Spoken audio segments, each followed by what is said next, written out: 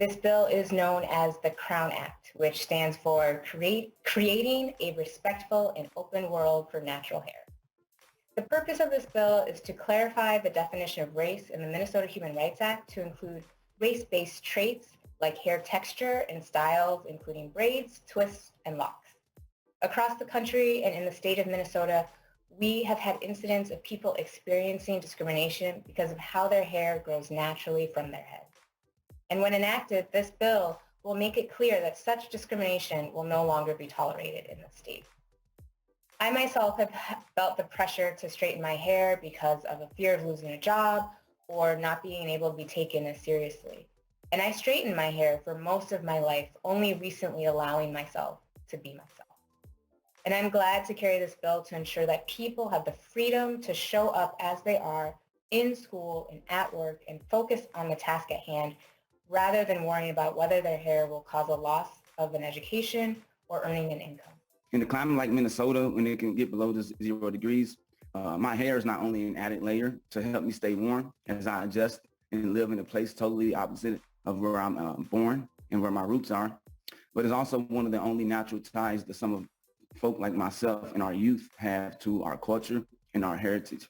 The epicenter of a national global racial awakening, Minnesota has and continues to be on the microscope of what and how our society wants to move forward.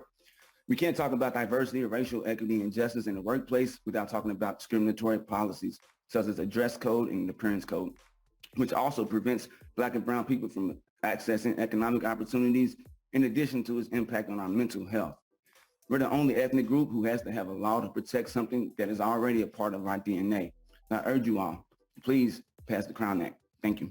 It's strange for me to be in this moment at this time because I found myself this morning actually wrapping my hair to look presentable and be professional for this setting. And it was not until he started talking and sharing his story that I actually took my scarf off. And I'm saying to myself, this is why I'm here. This is why I must speak up. So that wasn't intended, but my testimony is, I support this bill because of the very children that I serve, the very community that I serve. When we are looking and working with families where their children are at risk of placement or already in placement, they are at more risk of their hair and their skin being neglected.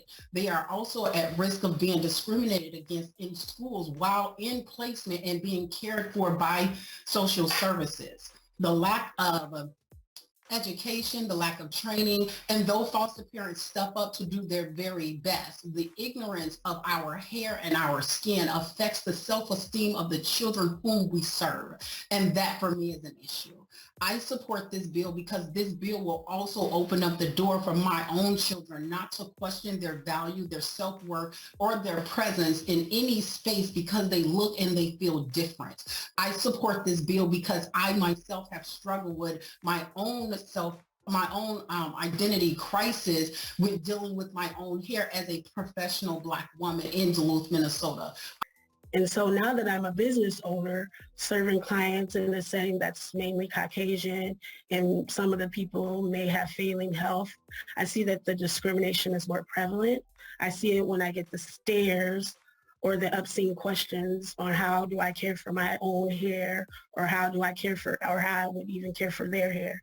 I see it when the residents would rather go to a different salon knowing that there's a salon located inside of their place of residence. Throughout my career, I've been placed in situations where I've had to battle between showing up as my authentic self versus conforming to what predominantly white spaces have seen as professional or acceptable, whether it's straightening my hair or having to pay top dollar to be able to style my hair in a certain way when I should be able to just come out with a shampoo and conditioner like other people are able to just wash their hair in the morning and go. They don't have to spend as much money and do as much upkeep to battle the same types of discrimination that we do.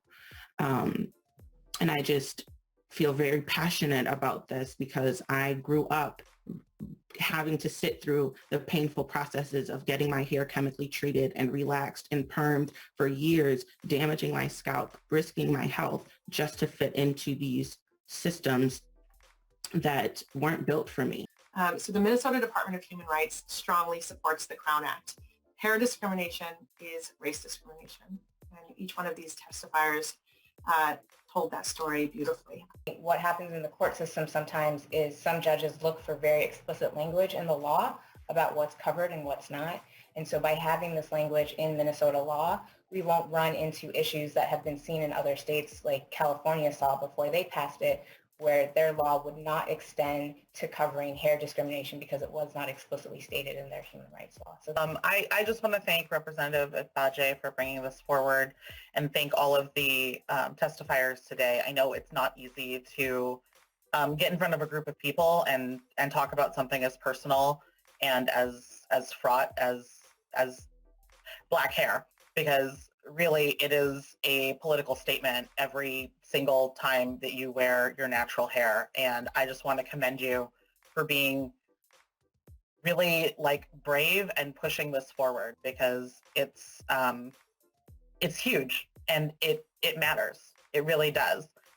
This isn't an issue of, you know, whether or not somebody has taken the time to groom themselves. I think a lot of people underestimate how much time and energy it takes to groom natural hair.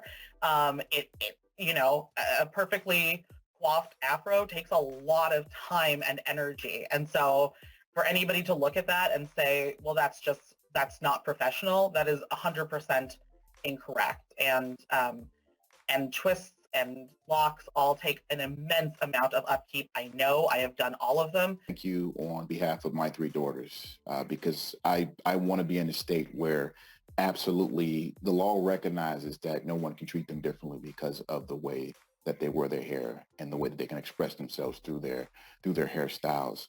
I'm like Rep. Russell. I am also lacking in the hair area, and I wish I could be more expressive with my hair. And if that was the case, I'd want to make sure that the law would protect me in doing so. So all we're trying to do is clarify our laws and making sure that people know that the way that they show up, the way that they present themselves, the way that their whole selves is accepted in our society in Minnesota.